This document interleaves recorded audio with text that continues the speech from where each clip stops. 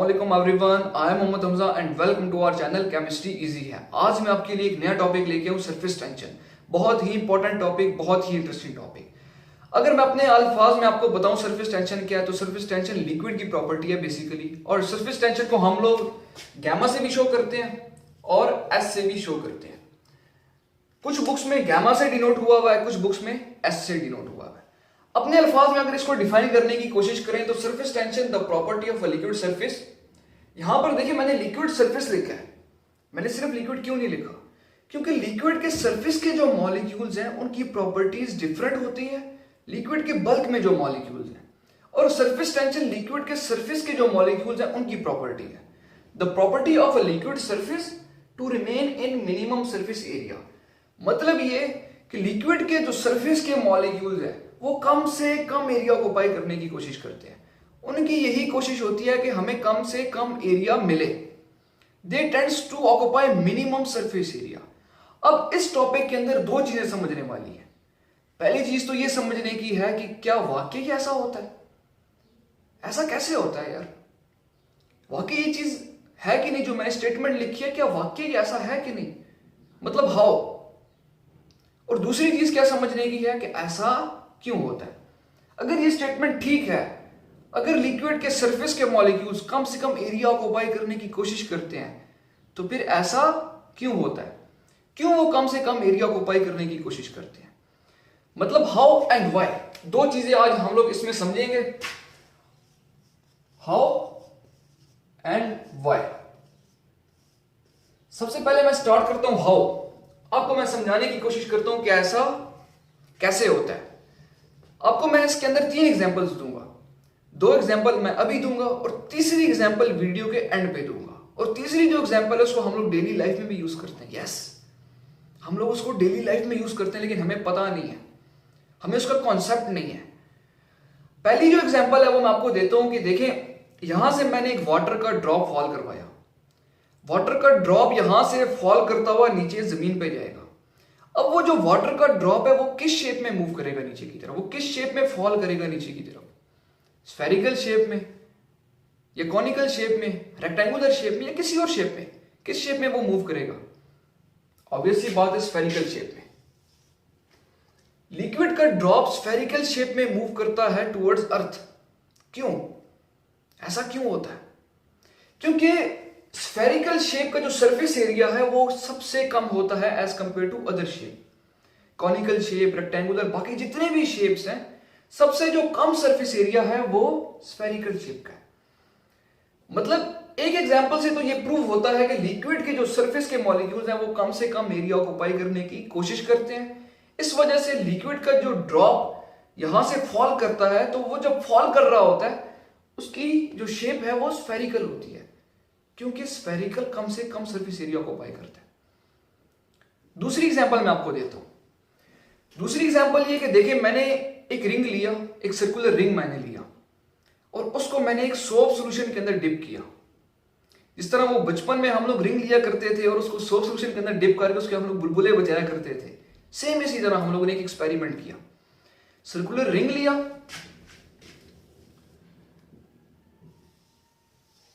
और इस रिंग को मैंने सोप सॉल्यूशन के अंदर डिप किया।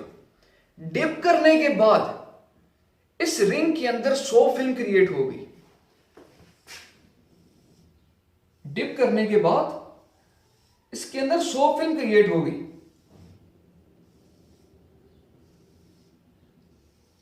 अब हम लोग क्या करते हैं कि इसके ऊपर एक धागा रखते हैं, एक थ्रेड इसके ऊपर प्लेस करते हैं। थ्रेड जिस पोजीशन में आना चाहता है वो उसी पोजीशन में आएगा। सपोज ये उसकी पोजीशन है, रैंडम पोजीशन। यहां पे मैंने एक धागा प्लेस किया। अब ये जो सोप के मॉलिक्यूल्स हैं यहां पे, ये इसको अपनी तरफ अट्रैक्ट करने की कोशिश कर रहे हैं। सारे जितने भी मॉलिक्यूल्स हैं ये सारे इस धागे को अपनी तरफ खींचने की कोशिश कर रहे हैं। और इस धागे के अंदर जो मॉलिक्यूल्स हैं सोप के, ये भी इस थ्रेड को अपनी तरफ खींचने की कोशिश कर रहे हैं। तो ओवरऑल जो रिजल्ट आ रहा है वो एक दूसरे के इफेक्ट को कैंसिल कर रहा है। तो ओवरऑल जो रिजल्ट है वो 0 और धागा अपनी ही पोजीशन के ऊपर पड़ा हुआ है। अब मैंने क्या किया कि मैं एक नीडल से इसको प्रिक करता हूं। एक नीडल मैंने ली, टक, इसके अंदर सुराख कर दिया मैंने। जब मैंने सुराख किया तो इसके अंदर जो सोप फिल्म है वो खत्म हो गई। अब यहां से जो मॉलिक्यूल्स थ्रेड को अपनी तरफ खींच रहे हैं, यहां से अपनी तरफ खींच रहे हैं, यहां से अपनी तरफ खींचने की कोशिश कर रहे हैं, यहां से अपनी तरफ खींच रहे हैं, तो ऐसा रिजल्ट क्या होना चाहिए मुझे बताएं? थ्रेड का जो सरफेस एरिया वो बड़ा होना चाहिए। अगर अभी थ्रेड इस पोजीशन में है तो इसको इस पोजीशन में आना चाहिए। ये सारी सोप फिल्म, ये जो मॉलिक्यूल है इसने इसको अपनी तरफ खींचा, यहां से अपनी तरफ खींचा, यहां से अपनी तरफ, यहां से अपनी तरफ। तो ऐसा रिजल्ट क्या हुआ कि जो धागा था वो इस पोजीशन से हट के सर्कुलर पोजीशन में आ गया, क्योंकि सारी साइड से इक्वल फोर्स उसके ऊपर लग रही थी। और ये मॉलिक्यूल जो फोर्स उसके ऊपर लगा रहे थे to attain minimum surface area, यहां पे इनका सरफेस एरिया ज्यादा था, यहां पे इनका सरफेस एरिया कम है। अंदर इसके कोई फोर्स प्रेजेंट नहीं है। अगर अंदर कोई फोर्स प्रेजेंट होती तो वो भी इसको अपनी तरफ खींचती, तो ओवरऑल यही पोजीशन रहती धागे की। लेकिन मैंने अंदर से सोप फिल्म को खत्म कर दिया, नीडल से मैंने यहां से खत्म कर दिया अंदर से, और जो साइड में जो मॉलिक्यूल्स थे सोप के, धागे को उन्होंने अपनी तरफ खींचा। एज अ रिजल्ट यहां पे जो सोप फिल्म का जो सरफेस एरिया है वो कम है। तो ये दोनों एग्जांपल से हमें तो ये पता चला, एक तो हम लोगों ने वाटर का ड्रॉप फॉल करवाया, वो स्फेरिकल शेप में था। सेकंड एग्जांपल में हम लोगों ने एक थ्रेड प्लेस किया सोप फिल्म के ऊपर, और जब उसको मैंने प्रिक किया तो सरफेस के जो मॉलिक्यूल्स हैं उन्होंने कम से कम एरिया ऑक्युपाई करने के लिए उस धागे को अपनी तरफ खींचना शुरू कर दिया, और धागा इस पोजीशन में आ गया, और सरफेस जो एरिया है, जो सोप के मॉलिक्यूल्स हैं, उन्होंने कम से कम सरफेस एरिया ऑक्युपाई किया। दोनों एग्जांपल से हमें यह पता चला कि ये स्टेटमेंट बिल्कुल ठीक है। यहां तक आपको बात क्लियर होती है कि नहीं होती? ये तो हो गया कि हाउ, ये कैसे होता है। सरफेस के मॉलिक्यूल्स कम से कम एरिया ऑक्युपाई करने की कोशिश करते हैं। अब दूसरी चीज तो ये आती है कि व्हाई, ऐसा क्यों होता है? अगर ये स्टेटमेंट ठीक है तो क्यों सरफेस के मॉलिक्यूल्स कम से कम एरिया ऑक्युपाई करने की कोशिश करते हैं? ये सबसे इंपॉर्टेंट चीज है। और व्हाई स्टार्ट करने से पहले, कैसा क्यों होता है, वो स्टार्ट करने से पहले मैं आपको इसका फॉर्मूला बता देता हूं सरफेस टेंशन का। सरफेस टेंशन का फॉर्मूला होता है फोर्स पर यूनिट लेंथ, और ये जो लेंथ है, ये जो फोर्स है, ये इस लेंथ के परपेंडिकुलर है। फॉर एग्जांपल, ये मेरे पास मॉलिक्यूल है सारे लिक्विड के, यहां पे मैं इमेजिनरी लाइन ड्रॉ करता हूं।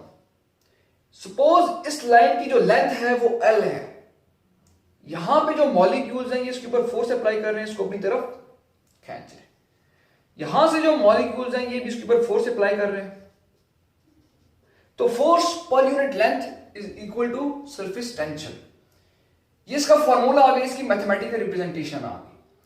अब आगे मैं मूव करता हूं कि ऐसा क्यों होता है, क्यों सरफेस के मॉलिक्यूल्स कम से कम एरिया ऑक्युपाई करने की कोशिश करते हैं। तो यहां से जो कॉन्सेप्ट निकलता है वो सरफेस एनर्जी का निकलता है। यहां से जो कॉन्सेप्ट निकलता है वो सरफेस एनर्जी का कॉन्सेप्ट निकलता है।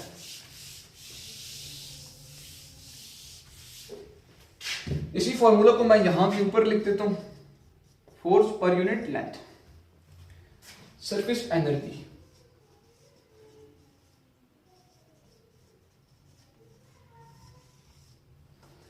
सरफेस एनर्जी का यहां से कॉन्सेप्ट शुरू होता है। अब हमने देखना है कि लिक्विड के सरफेस के मॉलिक्यूल्स क्यों कम से कम एरिया ऑक्युपाई करते हैं। सपोज ये मेरे पास लिक्विड है, लिक्विड के बल्क में जो मॉलिक्यूल प्रेजेंट है इसके ऊपर हर साइड से इक्वली फोर्स लग रही है। जितने भी मॉलिक्यूल्स हैं वो इसको अपनी तरफ खींचने की कोशिश कर रहे हैं, और एज अ रिजल्ट क्या हो रहा है, फोर्स 0। क्लियर हो गया?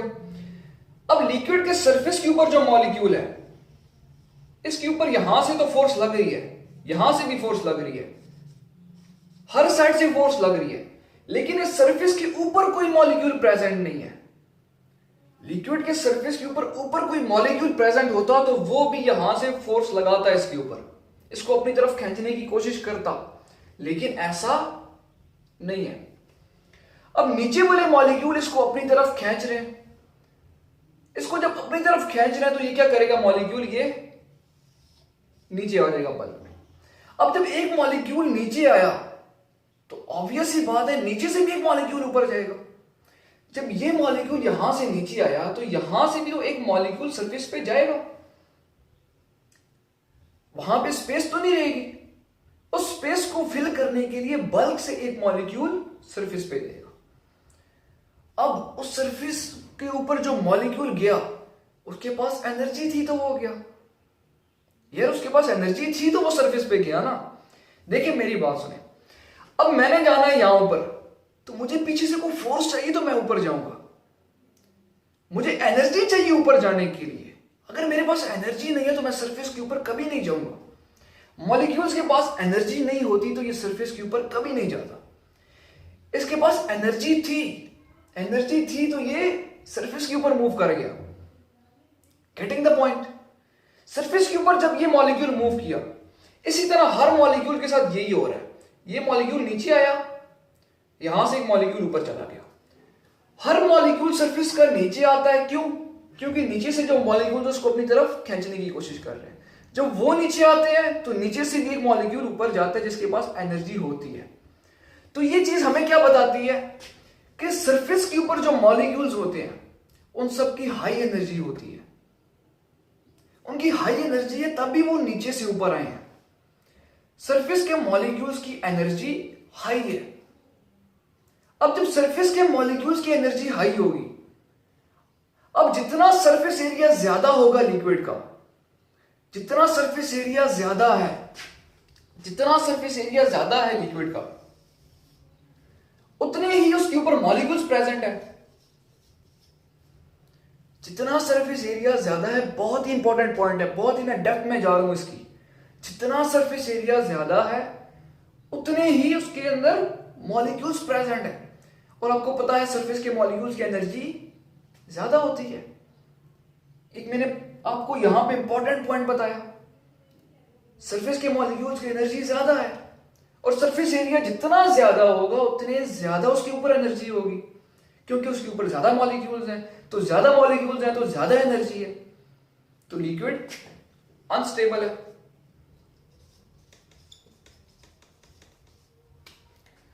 जितना सरफेस एरिया ज्यादा है उतने ही मॉलिक्यूल्स उसके अंदर ज्यादा है। और आपको पता है सरफेस के मॉलिक्यूल्स की एनर्जी ज्यादा होती है और लिक्विड अनस्टेबिलिटी की तरफ मूव करने लग जाता है। लेकिन वो अपने अनस्टेबिलिटी को खत्म करने के लिए, उसको यूटिलाइज करने के लिए क्या करता है? They tend to minimize its surface area, they tend to occupy minimum surface area. तो ये कॉन्सेप्ट है कि the property of a liquid surface to remain in minimum surface area, अपने आप को स्टेबल करने के लिए। क्योंकि जितना उसका सरफेस एरिया ज्यादा होगा वो उतना ही अनस्टेबल है, क्योंकि उसके अंदर एनर्जी ज्यादा है।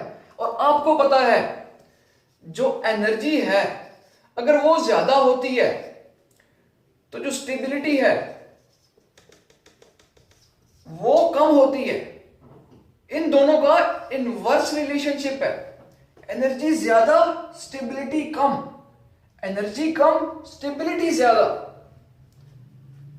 अब जब सरफेस एरिया ज्यादा है तो एनर्जी ज्यादा है, एनर्जी ज्यादा है तो लिक्विड अनस्टेबल है।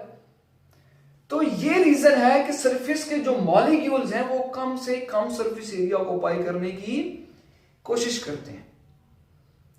ये चीज आपको समझ आनी चाहिए, बहुत ही गहरा पॉइंट है। अब इसकी जो ओवरव्यू है वो मैं आपको यहां पे लिखता हूं। सरफेस मॉलिक्यूल्स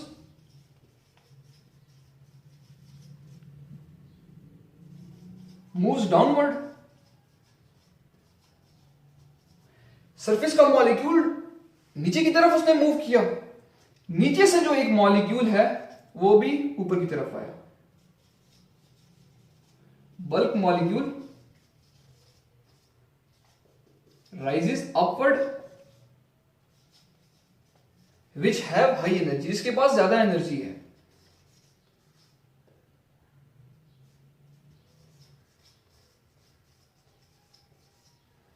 अब ये जो मॉलिक्यूल्स ऊपर आया तो मतलब क्या हुआ कि सरफेस की जो एनर्जी है,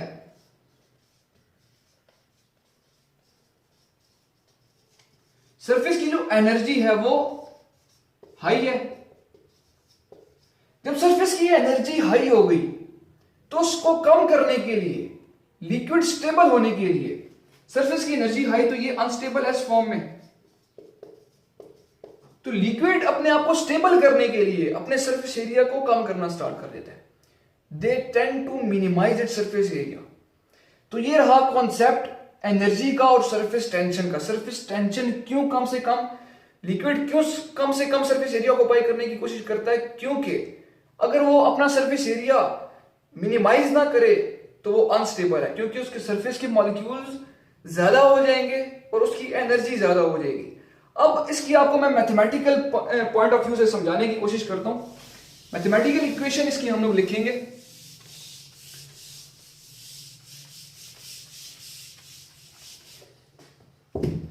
सपोज मैंने एक रेक्टेंगुलर वायर ली,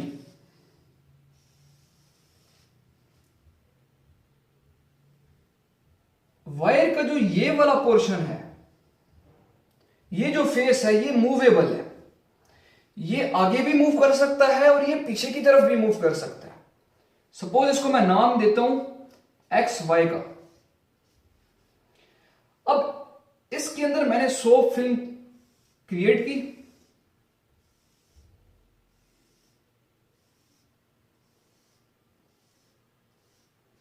अब एक चीज बहुत इंपॉर्टेंट है, वो क्या है कि सोप फिल्म जो है इसकी 2 लेयर्स होती हैं। सोप फिल्म जो है इसकी 2 लेयर्स होती हैं।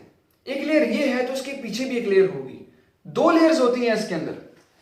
अब सरफेस टेंशन की वजह से ये एक्स वाई जो मूवेबल है ये किस तरफ मूव करना चाहिए, इस तरफ मूव करना चाहिए कि इस तरफ मूव करना चाहिए? ऑब्वियसली बात है इस तरफ मूव करना चाहिए। लिक्विड जो सोप है वो चाहेगा कि मेरा सरफेस एरिया कम से कम हो, मेरा एरिया कम से कम हो, ताकि मैं अनस्टेबल ना हूं, मैं स्टेबल हूं। तो ये एक्स वाई इस तरफ मूव करेगा ड्यू टू सरफेस टेंशन। अब मैं क्या करता हूं कि यहां से एक एक्सटर्नली फोर्स अप्लाई करता हूं, और फोर्स अप्लाई करने के बाद मैं इस फेस को ए बी पोजीशन पे ले आता हूं। सपोज ये इसको मैंने फोर्स अप्लाई की और फोर्स अप्लाई करने के बाद ये इस पोजीशन पे आ गया, और लिक्विड का जो सरफेस एरिया है वो इंक्रीज हो गया। इसको मैंने डिक्रीज नहीं होने दिया, फोर्स अप्लाई की और इसको मैंने ए बी पोजीशन पे ले आया। अब इनका जो डिफरेंस है, जो डिस्टेंस इसने कवर किया वो dx है। अब जो मैंने इसके ऊपर एक्सटर्नली वर्क डन किया वो कितना किया? वर्क डन क्या होता है? Force multiply by distance. क्या आएगा? Force multiply by dx। Distance dx इसने कवर किया, और फोर्स क्या है? फोर्स अगर इसको मैं यहां से निकालूं तो surface tension multiply by length. अब मैंने फोर्स इसके ऊपर अप्लाई की, इसकी लेयर जो जिसने यहां से इस पोजीशन के ऊपर डिस्टेंस कवर किया, उसकी 2 लेयर होती हैं सोप की, तो दोनों लेयर्स ने डिस्टेंस कवर किया, तो मतलब यहां पे मैं 2 लगा देता हूं। समझ आई है? अब क्या करते हैं कि इसका एरिया हम लोग कैलकुलेट करते हैं। एरिया क्या होता है? Length multiply by width. इसकी लेंथ जो थी वो कितनी थी? 2l, क्योंकि 2 लेयर्स हैं, और विड्थ क्या है? dx। 2 लेयर्स हैं तो उनकी जो लेंथ है, सपोज ये जो लेंथ है ये l है, ये लेंथ जो है ये l है, और इन्होंने जो डिस्टेंस मूव किया वो dx है। अब 2 लेयर्स हैं तो मैंने 2 से मल्टीप्लाई कर दिया। अब अगर इस चीज को मैं वहां पे प्लेस करना चाहूं, इसको मैं इस तरह से लिख देता हूं, surface tension multiply by 2L multiply dx। अब 2L dx, 2L dx। एक और चीज करते हैं थोड़ा, ये तो इसकी इनिशियल स्टेज थी, ये इसकी इनिशियल स्टेज थी, और यहां पे जो विड्थ थी उसकी x थी। फाइनल स्टेज जो थी 2L, और इसने जो डिस्टेंस कवर किया वो क्या किया, x प्लस dx। अब इनका जो मैं डिफरेंस निकालूंगा, डिफरेंस इन एरिया क्या आएगा, इन दोनों को मैं माइनस कर दूंगा, फाइनल माइनस इनिशियल, तो x x से कैंसिल हो जाएगा, तो क्या आएगा 2L dx। अब 2L dx मैं यहां के ऊपर इसको रिप्लेस कर देता हूं डेल्टा A से, सरफेस टेंशन डेल्टा A, ये क्या आ गई मेरे पास, सरफेस एनर्जी। सरफेस एनर्जी को हम लोग U से भी रिप्रेजेंट करते हैं। अब इस रिलेशनशिप से आपको ये चीज पता चल रही है कि अगर एरिया इंक्रीज करेगा तो सरफेस एनर्जी इंक्रीज करेगी। जब सरफेस एनर्जी इंक्रीज करेगी तो क्या होगा, लिक्विड अनस्टेबल होगा। जब सरफेस एरिया डिक्रीज करेगा तो सरफेस एनर्जी भी डिक्रीज करेगी तो लिक्विड स्टेबल होगा। This is surface tension. Surface के मॉलिक्यूल्स कम से कम एरिया ऑक्युपाई करने की कोशिश करते हैं। जब कम एरिया होगा तो उनकी एनर्जी भी कम होगी। That's why we relate surface energy with surface tension. और ये वो है कि व्हाई, क्यों ऐसा होता है कि सरफेस टेंशन, जो लिक्विड के सरफेस के मॉलिक्यूल्स हैं वो कम से कम एरिया ऑक्युपाई करने की कोशिश करते हैं। दैट्स द रीजन, क्योंकि कम से कम एरिया वो ऑक्युपाई करेंगे तो उनकी सरफेस एनर्जी भी कम होगी। जब एनर्जी कम होगी तो वो स्टेबल होगा। अब जो मैंने आपको स्टार्टिंग में बताया था कि तीसरी एग्जांपल मैं आपको वीडियो के एंड पे दूंगा। तीसरी एग्जांपल क्या है, तीसरी एग्जांपल ये है कि आप जब कपड़े धोते हैं, कोई भी आप कपड़ा धोएं तो कपड़े के ऊपर जो डस्ट होती है वो बेसिकली कहां पे होती है, ये कपड़े के ऊपर स्मॉल स्मॉल छोटे छोटे पोर्स बने होते हैं, छोटे छोटे पोर्स, इनके अंदर डस्ट प्रेजेंट होती है। अब वाटर की जो सरफेस टेंशन है वो क्या है,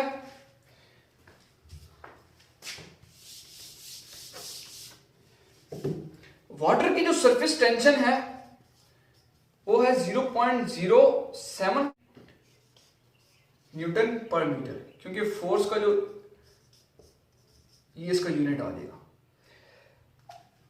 अगर मैं वाटर के अंदर सोप को ऐड करूं, वाटर के अंदर सोप को ऐड करूं तो उसके बाद जो वाटर की जो सोप सॉल्यूशन, इसके बाद वाटर की जो सरफेस टेंशन रह जाती है वो 0.03 न्यूटन पर मीटर रह जाती है। तो यहां से आपको यह पता चल रहा है कि वाटर की सरफेस टेंशन ज्यादा है। जब वाटर की सरफेस टेंशन ज्यादा है तो मतलब यह है कि वाटर के जो सरफेस के मॉलिक्यूल्स हैं वो कम से कम एरिया ऑक्युपाई कर रहे हैं।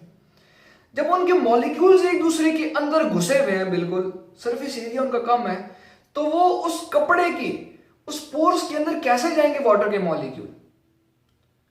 वाटर के मॉलिक्यूल उन पोर्स के अंदर नहीं जाते कि वो डस्ट को रिमूव कर सकें। वो आप अगर कपड़ा धोएंगे सिर्फ वाटर से तो वाटर सरफेस के ऊपर से ही मूव करता हुआ चला जाएगा, तो कपड़ा आपका साफ नहीं होता इस तरह से। इसलिए आप लोग उसके अंदर सोप को ऐड करते हैं। जब आप उसके अंदर सोप को ऐड करेंगे उसकी सरफेस टेंशन जो है वो कम हो जाएगी, 0.03 रह जाएगी। सरफेस टेंशन जब कम हो जाएगी तो मतलब क्या है कि उसके जो सरफेस के मॉलिक्यूल्स उनका एरिया थोड़ा ज्यादा हो गया। जब एरिया उनका ज्यादा हो गया तो सरफेस के मॉलिक्यूल्स जो हैं वो उन पोर्स के अंदर जाएंगे, डस्ट को लेके बाहर निकल जाएंगे। तो ये रीजन है कि हम लोग सोप को क्यों ऐड करते हैं। ये मेजॉरिटी पीपल को नहीं पता क्यों सोप को ऐड, बस जी अगर किसी से पूछे क्यों सोप को ऐड करते हैं, बस करते हैं। अगर किसी और से पूछे वो सोचने लग जाएगा कि यार वाकई पॉइंट है क्यों ऐड करते हैं। ये नहीं पता कि ये जो कॉन्सेप्ट है ये सरफेस टेंशन का कॉन्सेप्ट है। अगर किसी को पता है तो वो सिर्फ ये कहता है कि यार सरफेस टेंशन की वजह से, और भाई एक्सप्लेन तो करो, कोई लॉजिक तो दो क्यों सरफेस टेंशन की वजह से।